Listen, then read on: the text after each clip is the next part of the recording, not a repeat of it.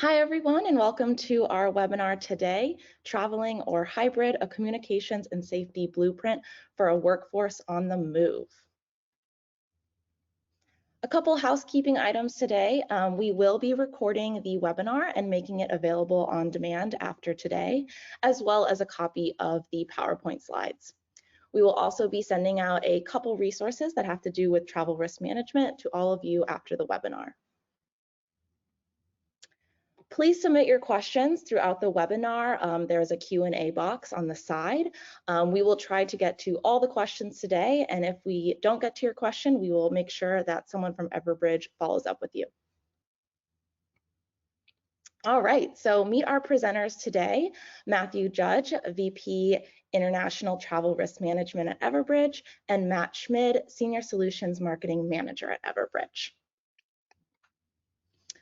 Our agenda today is as follows. We'll be talking about duty of care, ISO 31030 standard, risk assessment process, the reactive versus proactive, 4 challenges of the hybrid workforce, resilience and critical events, and then finally strategies, frameworks, and solutions. All right, I'm gonna pass the baton to Matthew. Thank you. Hello, everybody.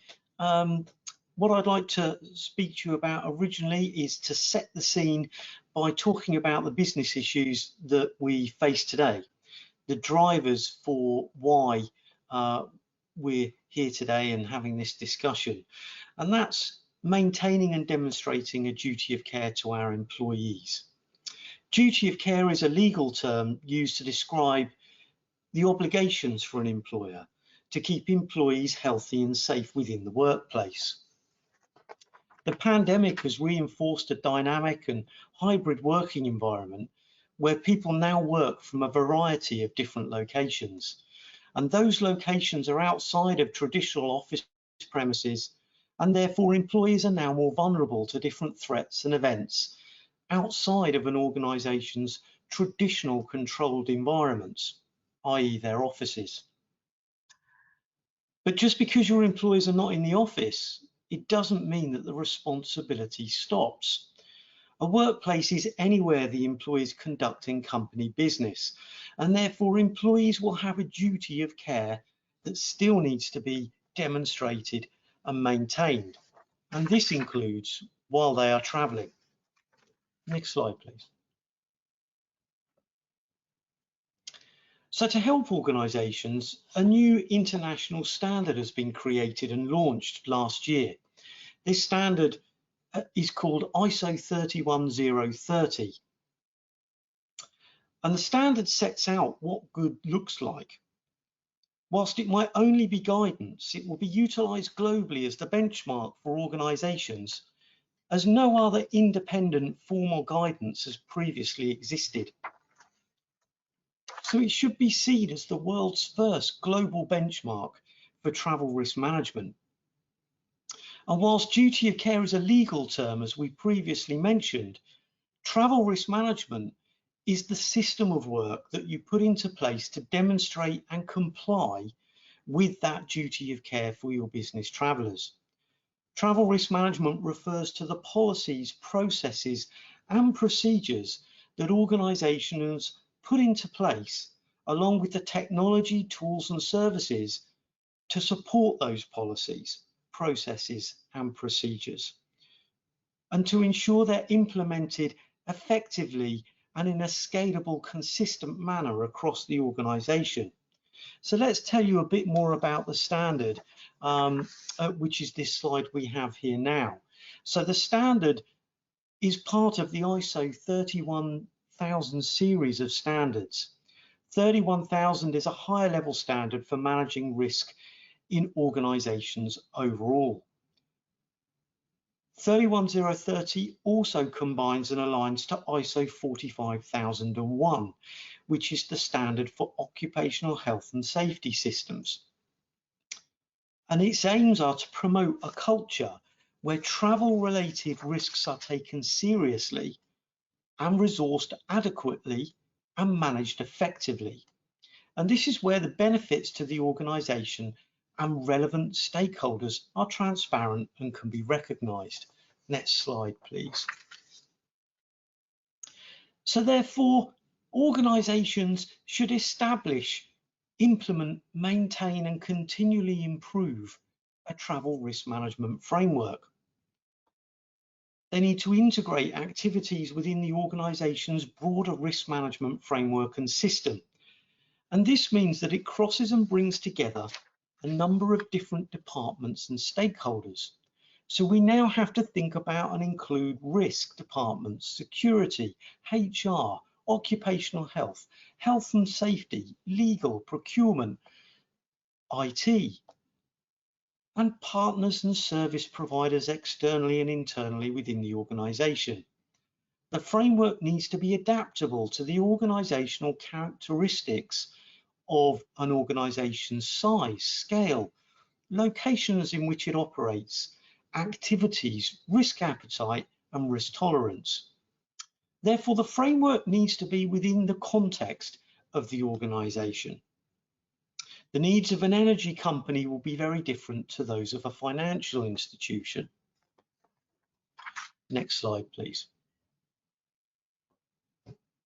So when we're talking about energy organisations, for example, they will operate in different countries, locations to other organisations. They will also have other legislative and corporate governance controls that they will also have to consider within their risk policies, plans and procedures. A financial institution will have additional controls about where they're licensed to provide financial advice, for example, and where that business can be carried out. So that therefore has to be considered and monitored within the context of the organisation. Managing the framework needs to include triggers to carry out assessments where appropriate. And therefore it needs a system to understand how to treat identified risks. All of this requires communication and consultation, not only with involved stakeholders internally, but also the stakeholders it serves, the employees. Where they are located on travelling today might be safe. However, it might not be tomorrow, as incidents and events can occur dynamically and at any time. And whilst the framework and the programme is operating, it needs to be monitored and regularly reviewed to ensure its effectiveness as the organisation changes. Next slide, please. So when we bring all of those considerations together, it starts to look like this as a formal process. It's key to understand the internal and external environment that the organisation operates in. And the environment, as I've mentioned, will be subject to change annually, quarterly, weekly, and even on a daily and hourly basis. The risk assessment process is essential for an organisation to be able to make informed decisions. And those decisions will be whether to approve trips to proceed based on the risk treatments that are required ahead of and during a trip. It's also needed to be able to advise the traveller of whether to proceed with a trip or not. Next slide, please. And a number of considerations need to be taken into account. The profile of the traveller, whether they are a VIP with a public profile, for example. Do you know about their pre-existing health conditions that could be exacerbated on the trip? What type of transportation modes are you using? Is the individual travelling upon, such as planes, trains, taxis, or are you using and authorising the rideshare economy transportation modes like Uber and Lyft? What's the level of risk in the city and the country they're going to, destination risks? And are there high rates of crime? Are they prone to natural disasters and so on? What accommodation are they staying in? And is it appropriate? We all remember the attacks and bombing incidents that have occurred over the years, but it's also about the smaller issues such as fire safety systems, levels of crime, and so on. Staying in a hotel is one thing, but we've started to see the rise of the use of private apartments. And as I've mentioned, sharing economies like Airbnb being much more popular and being used in our corporate programs. And what are they doing when they get to their destinations? What are the activities they're undertaking? By day, they're attending a conference. By night, they'll be socializing. And at the weekend, they might be going on zip wires and bungee jumping, heaven forbid. But all of these things need to be taken into consideration in the risk assessments of what's happening on these business trips. Next slide, please. When all of that comes together, as I'm sure you're probably thinking whilst I'm talking, well, that all sounds very complicated and it's an awful lot of work. But when it comes together operationally, it can be very, very simple and might look something very similar to this, as a simple grid with the modes of travel, pre-active and post-trip down the left, and the destination risk levels along the top, 1 to 5. Then you implement these different triggers and controls appropriately at the appropriate travel phase. And this allows risk assessments to be carried out at the right time and in relation and in combination with the destination risk levels. But also it's allowing you to undertake and understand the appropriate risk treatments that should be applied and balance the cost of those potential treatments and mitigations against the objective of the trip, which ultimately is the opportunity that you're trying to realize. And therefore, does that weigh up appropriately, or should a different decision be made to postpone the trip or have the meeting that is the objective in a different formula, perhaps through Zoom or something, one of the digital online meeting methods that we've been so used to using for the last few years. Next slide, please. But all of this supports the industry trend that we've seen emerge over the last decade. Industry is recognizing the need for organizations to move from a reactive risk management posture to a proactive posture. This means not waiting for incidents and the impact to occur and then responding via insurance-based assistance services. That's far more disruptive and costs organizations far more money. It also takes longer to recover from that impact, which quite frankly doesn't cut it in this day and age. Being proactive minimizes and reduces vulnerability and therefore the impact on the organization. And I know my colleague Matthew is going to talk a little bit more about that later on in the presentation today. Next slide, please. But all of this, in being more proactive, introduces a new concept, and the concept of resilience. And guess what? There is another standard for that. But you'll be pleased to know I'm not going to go into detail about that one today too. The standard though is called ISO 22316, and it is the standard for organizational and enterprise resilience. The elements I want to draw out to you today is being informed. Have systems and tools to understand what's happening in your operational environments, internally and externally. Have tools and processes to respond to that dynamic information and set direction. Bring coherence across the stakeholders and the different departments involved to manage emerging threats and risks, because therefore that means you don't have disjointed responses. You have much more effective responses.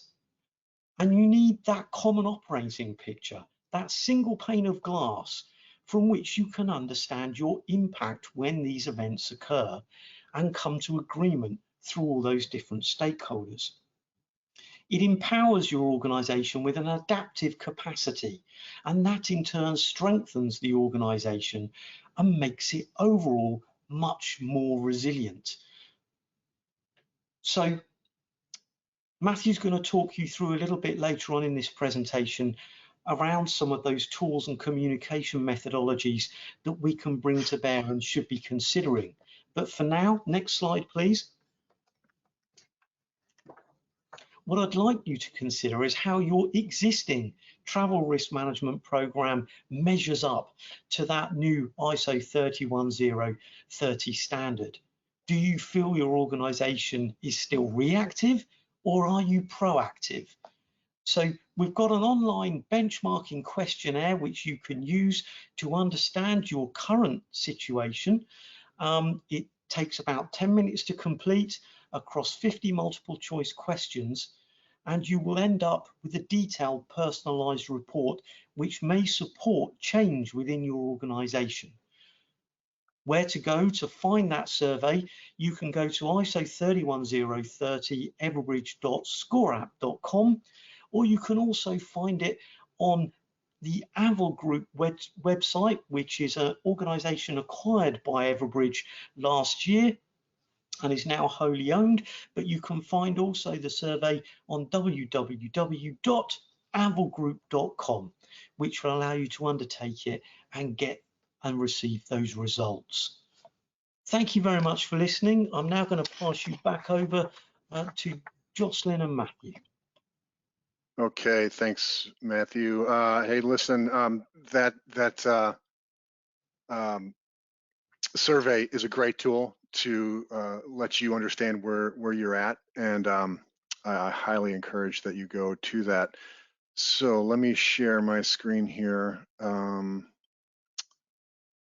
Am I showing my screen right now? Is that? Let's see. Not yet. There we Okay. go.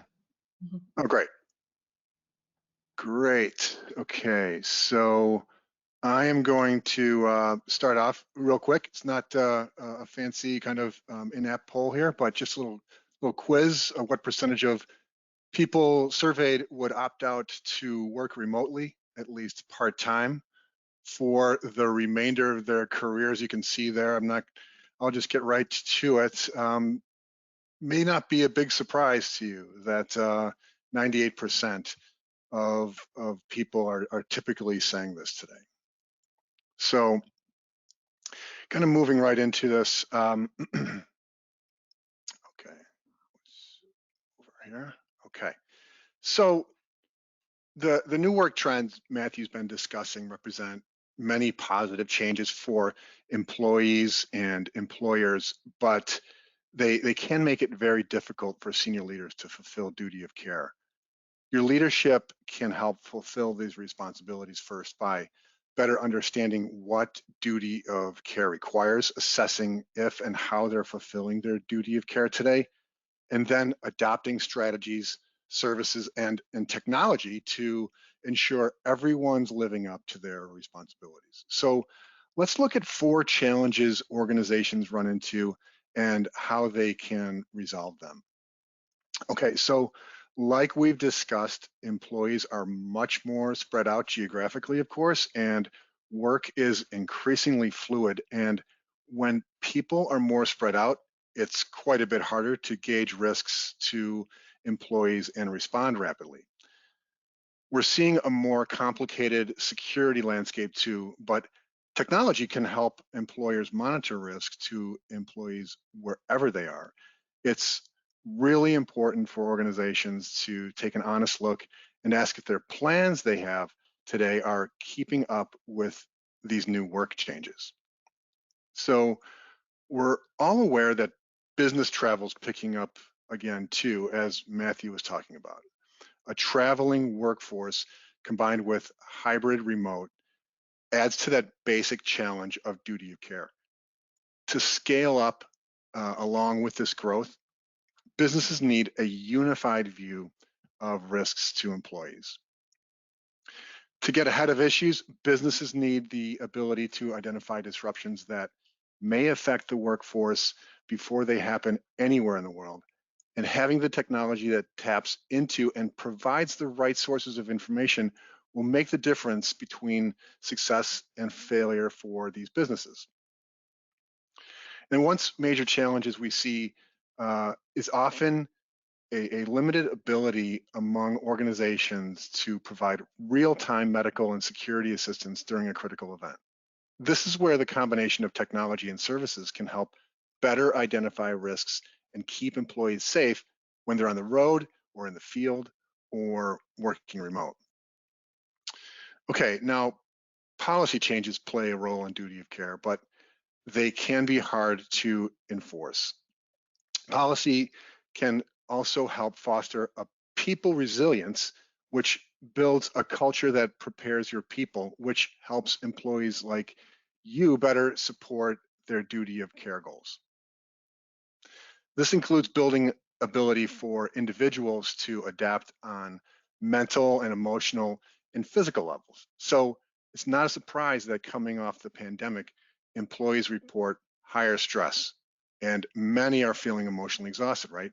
Implementing policies that help employees deal with these issues can improve their resilience, their ability to bounce back, their ability to advance and grow.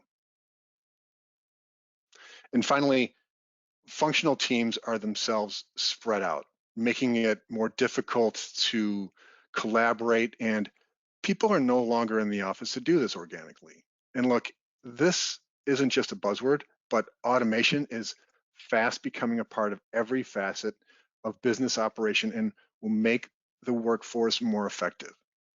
To maintain duty of care, businesses really need to embrace automation to keep pace and help drive business objectives to ensure a resilient workforce. Automated software solutions protect the things we care about from the things we worry about and keep the business running. And we'll talk more about that in a second. And not to mention that the dispersion of functional teams makes it harder to monitor security risks. But all of this can be alleviated by automating duty of care processes. So let's pause for a second to remember just what resilience is and why solving for it is important. We've now seen the world experience a level of disruption and business risk not seen in generations. We hear that all the time, of course, and some companies freeze and fail while others innovate, move forward, and thrive. The difference is resilience. Resilience should be seen as the ability to deal with adversity, withstand shock, continuously adapt and accelerate as disruptions and crises arise over time. And this cannot be more true as we think about our new traveling employees and hybrid workers. Okay, staying on this line of thinking, let's revisit reactive versus proactive. Matthew talked earlier about what these are. Let's explore the impact. As we work with customers across the country, the consensus seems to be it's a journey. Organizational resilience is a journey to move from a reactive position to a more proactive position. And that increasingly means the more time and insight you have, the more options you'll have, and the less expensive those options are going to be. So as we think about any event, business interruptions, avoiding those, potential loss of life is another key for many organizations, of course, negative PR and how to stay clear of that with crisis communications, supply chain disruption and how that might impact your ability to deliver. All of this may impact your market opportunities and how quickly you can move to resolve the matter. So let's move to this idea of critical events. Critical events are what impact enterprise resilience. Critical events are when bad things happen to the things you care about. These can be internal threats such as system failures, fraud, active assailants, or external events, both man-made and natural, such as weather events, civil unrest, terrorism. They can be local, like a hazardous spill, or of course, global. Hundreds of events are happening at one time around the world, threatening those things you care about, your people, right? your hybrid workforce, travelers, contractors, visitors, customers, your infrastructure, physical assets, buildings, data centers, IT systems, your business operations, digital applications, supply chain routes and operations, your reputation and brand, the value of your company's stock, and even once you've weeded out the things that don't impact you, when something is true, a true critical event, you must be able to quickly respond.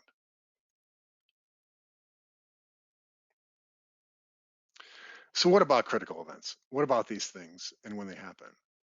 For most organizations, the process of managing critical events is very manual, disjointed, siloed, and takes significantly long time to work through. Why is that? First, an organization needs to know what's happening or may happen. What is the threat? What is the nature of the threat or the event? Is it related to physical security, hazmat, man-made disaster, inclement weather?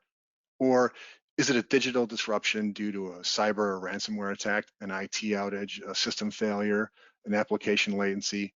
Can we trust this source of information?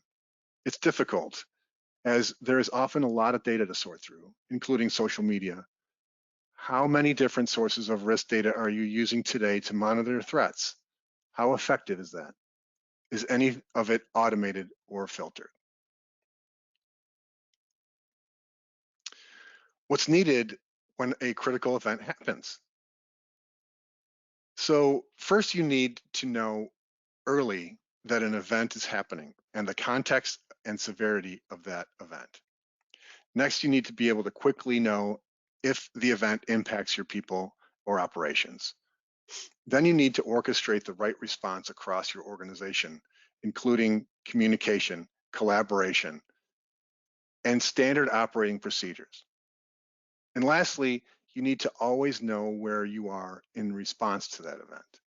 The post-event, you also want to understand how response performance was and to provide continuous improvement.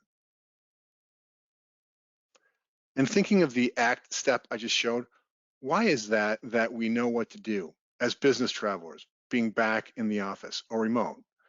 Knowing what to do comes in many colors, if you will allow me here. When we look at a typical enterprise, we can see that there is effectively a communication spectrum operating across the business. There's a huge variety of communications needing to be sent, to be read, and potentially acted upon. They range from being critical, meaning something I need to read immediately, meaning it's a matter of life safety, and on down to more operational communications. You can begin to imagine how technology can effectively prepare an organization for such things. And of course, not every message is the same. And so it's important to use the right channel to communicate your message.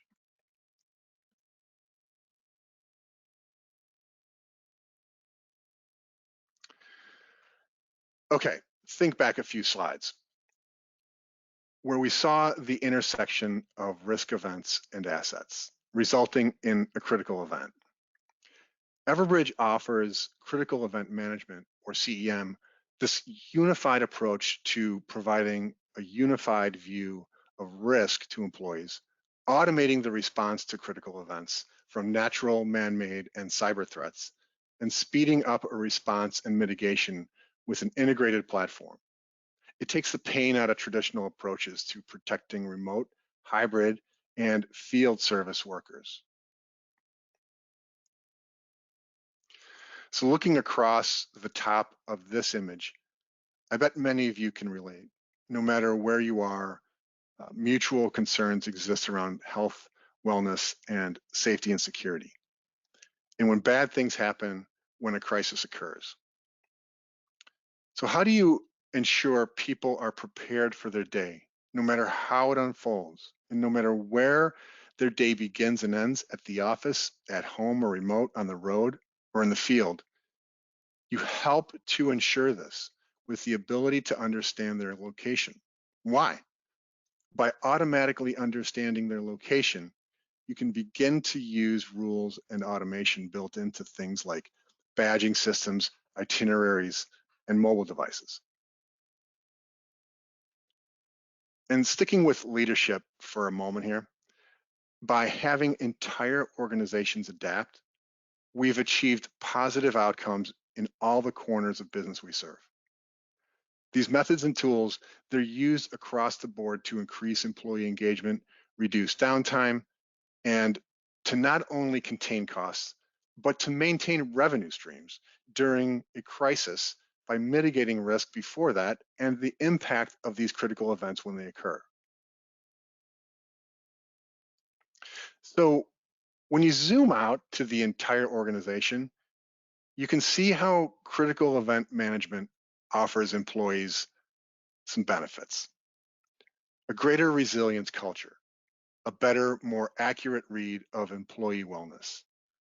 And close to this conversation, more security for remote, travel, and for hybrid workers. And looking at the right column, and to wrap up the presentation for today and get on to some questions, you can bank on valuable feedback from employees, more effective communications, and more employee engagement. So thanks to all of you in attendance today. I'm going to turn this over to Jocelyn, as I think a few questions have come in from the audience as Matthew and I were taking you through the deck. Jocelyn? Yeah, thanks guys, great presentation. Our first question is for Matthew. How important is it for us to follow the standard you mentioned? It's not a legal requirement, so are there any tangible implications if we don't? Thanks, Justin. Yeah, that's a great question. So you're correct that the standard itself isn't a legal requirement, but duty of care, unfortunately, is. It's a legal obligation and a moral obligation.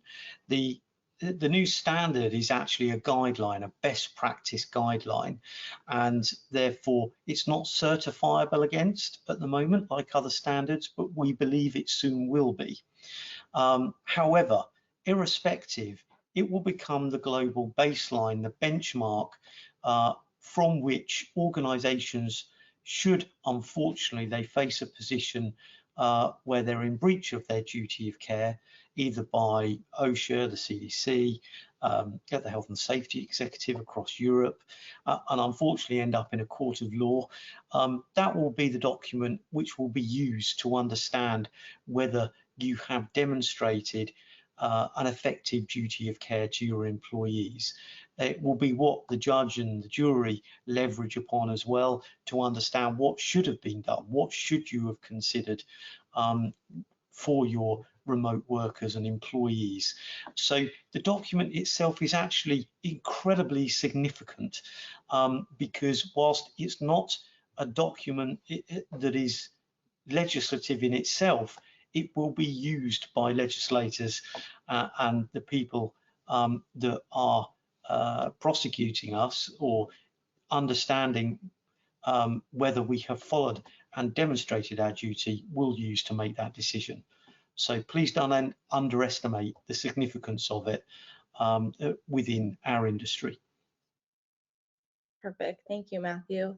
And then for Matt, hybrid workers can find themselves in many places. In that context, can you talk about identifying threats before they happen?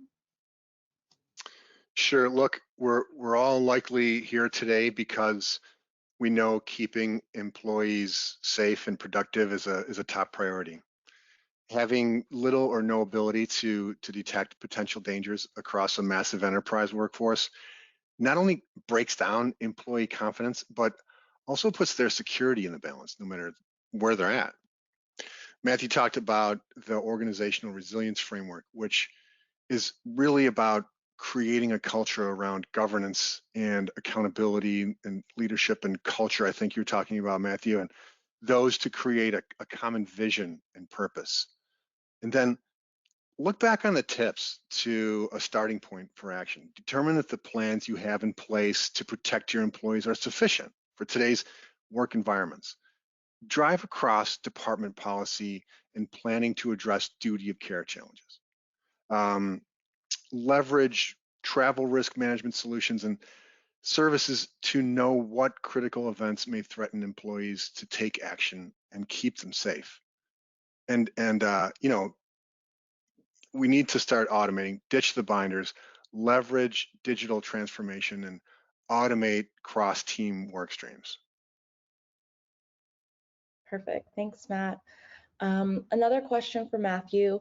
How do I get my employees to properly engage with the travel risk management program? People like to be flexible and change plans at the last minute. How do we manage that?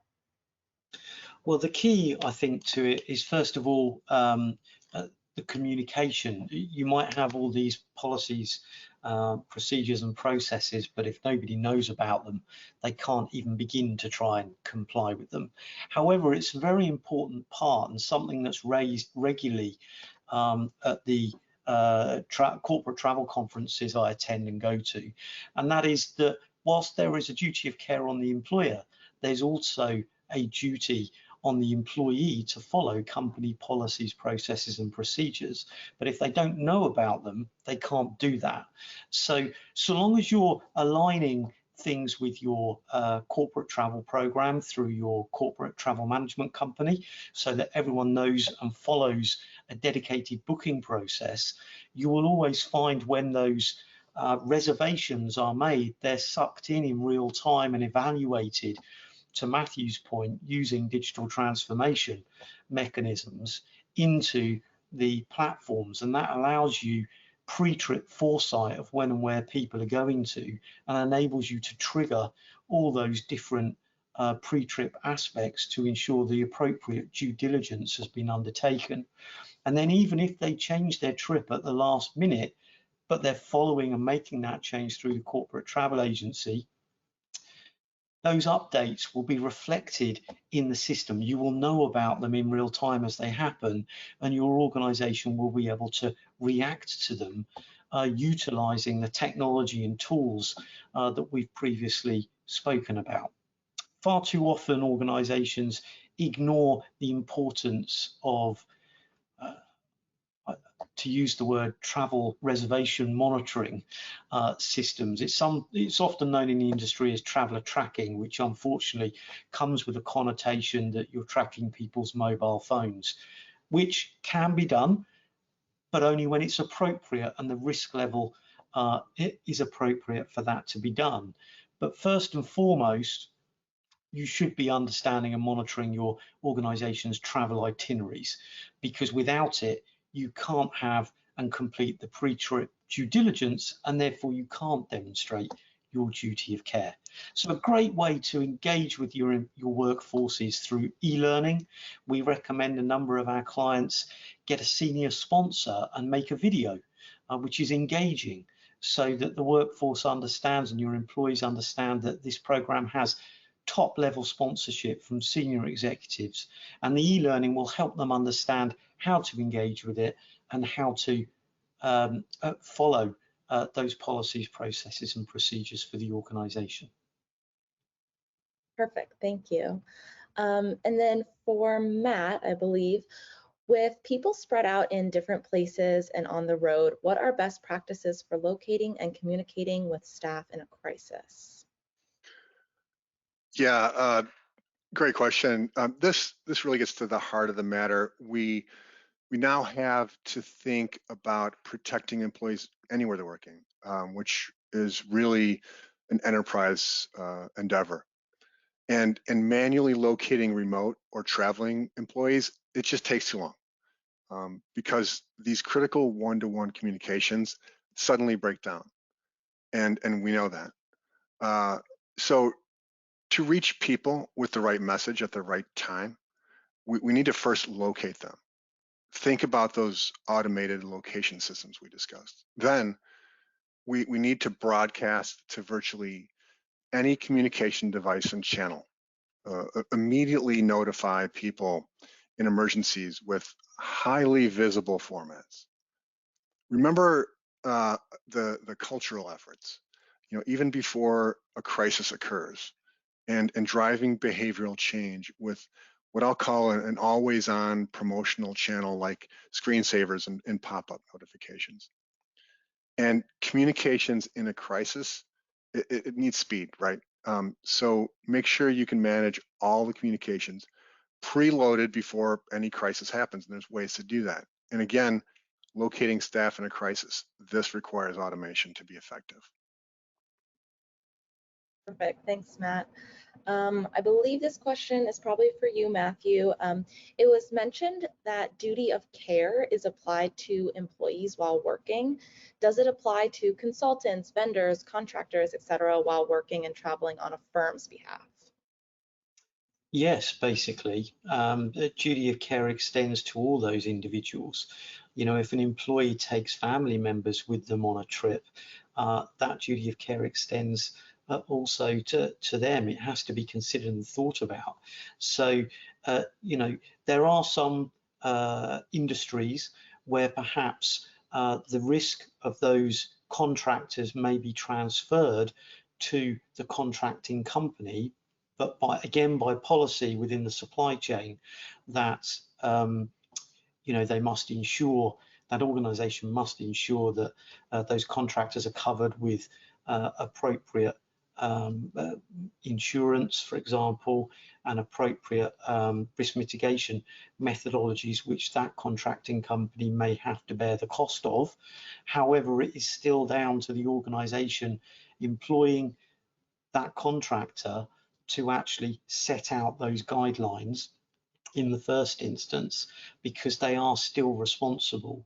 And it brings up a whole other raft of discussion points that we could talk about perhaps another time, which is the role of the economic employer when you've got individuals traveling to foreign countries, where those companies located in those countries will then benefit from the work that they're undertaking. But that is a whole different issue, which I'll save for another time.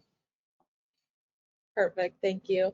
And our last question today, as we're kind of running out of time here, Matthew, you mentioned travel tracking. Do you have a recommendation for those who are within the GDPR oversight? Interesting question. So I think what you're asking is, does traveller tracking comply with GDPR regulations? If I could reword the question slightly, I think that's what it's asking. And the answer would be yes, it does, because it's not necessarily, how to word it, they're traveling and acting on company business. You're booking the trips, and therefore the itinerary of the individual who is traveling is owned by the organisation, not necessarily the individual.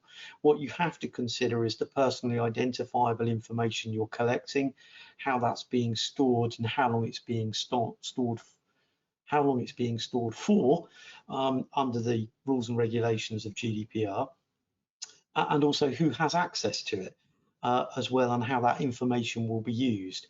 So therefore, you do need, as part of your policies, plans and procedures, to ensure that you are informing individuals of the fact that you will be tracking or monitoring travel itineraries, ensuring them that the minimum amount of information is collected and it will only be used for appropriate uses and purposes by a restricted number of individuals within the organisation.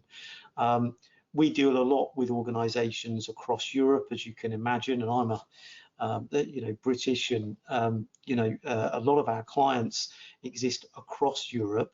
Obviously, GDPR has been a major concern for some time for organisations, especially in countries like Germany, for example, where they have very strong workers' councils that represent the workers. But we have not had any issues working with organisations to coach them through those particular challenges, because actually it's in the interest of the employer and the employees in keeping them safe. Perfect, thank you. Well, thank you for your insights, Matthew and Matt. Sadly, we're approaching the end of the session, but as a reminder to everyone, if we were not able to get to your question today, we will be sure to have someone follow up with you directly. Also, the session is being recorded, so be on the lookout for the on-demand video and the slides. As Matthew and Matt mentioned, be sure to fill out the ISO 31030 benchmarking survey. We will also send that out after this presentation. With that, I want to give a big thanks to our speakers, Matthew and Matt, and thank you to our audience for taking time out of your busy day to join us. And we look forward to seeing you at a future webinar. Have a good one.